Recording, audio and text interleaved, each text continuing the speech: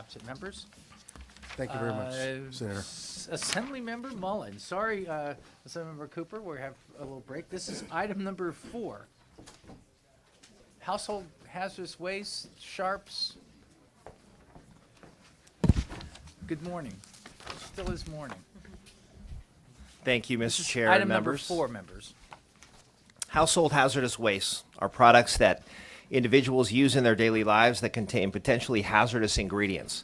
These products require special care when disposed of, but more often than not, consumers may not have the most convenient mechanisms to do so. It is illegal to dispose of HHW in the trash, down the drain, or by abandonment. However, people may not know that the hazardous effects of these products on human health, animals, and the environment. So what does all this mean? Either out of lack of awareness or temptation, it is all too easy to throw batteries, drugs, Sharps, CFLs, or HHW products in the garbage. Data from CalRecycle indicates that only 7% of Californians dispose of HHW products properly. Members, let me repeat that. That's a 7% participation rate. That is a failure on all accounts, and we all share in that failure. The cities, the counties, the state government, and the industries that produce these products. This paltry participation rate shows how much improvement the state can make in the future. Now is the time to change the way we think about finding effective and innovative solutions to properly dispose of HHW and to aid local governments in a cohesive way to best address this issue. I believe everyone in this room can agree something different needs to be done. I introduced AB 45 with the intent of improving HHW collection in California and tried constructing an opportunity to address the lack of education and convenience for consumers. I have seen multiple legislative attempts just in my short time in the building, and unfortunately, because of lack of consensus, AB 45 will have the same fate. However, I am committed to working toward a solution. Many individuals have painted AB 45 as a pharmaceutical industry-backed bill introduced to circumvent local governments. I looked at different collection mechanisms. Local governments didn't like that. I asked counties, what do you need to help assist with collection? They said, we need resources. AB 45, in all iterations, could have been one of the many solutions that could have brought funds to help local government with collection and potentially put a dent in that abysmal participation rate. Unfortunately, for various reasons, that balance cannot be struck today. So I'm not here to present AB 45. We are all aware of the outcome. I am here to reiterate, if supporters and opponents of AB 45 cannot come together and find a solution, then the only people who suffer are the consumers who continue to dispose of HHW improperly, as well as the environment. I appreciate the committee's indulgence, the chair's engagement on this issue, and I look forward to finding a solution in the future. With that, Mr. Chair, thank you. To be continued. Thank you for your efforts.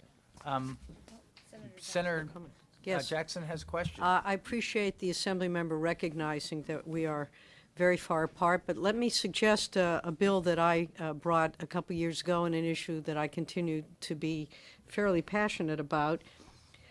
There are ways to deal with hazardous waste, specifically pharmaceutical waste is the one that I focused on. In fact, there is a program that's been in existence up in Canada for the last 15 years that was initiated by the pharmaceutical industry, and they pay for it.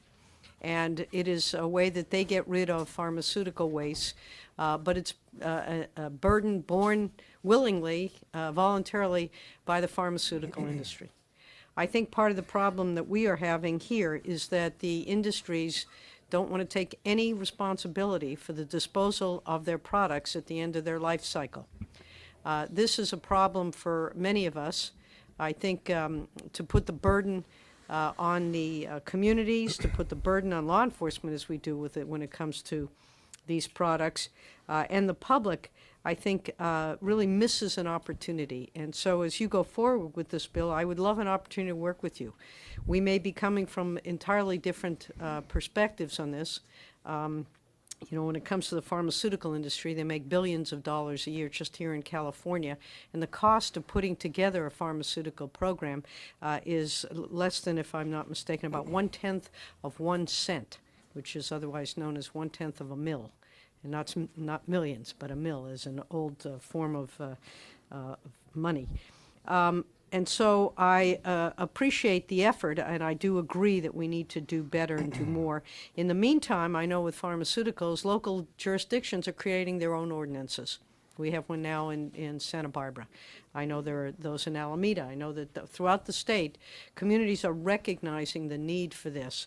But unless and until we can get the industries themselves to start taking a look at producer responsibility, I think we're going to continue to find ourselves at an impasse. And so I will look forward to working with you, and I know I've got a number of friends from Los Angeles who have told me they don't want this program. In fact, they're about to, if I'm not mistaken, pass their own ordinance in dealing specifically, again, my focus has been in the pharmaceutical area.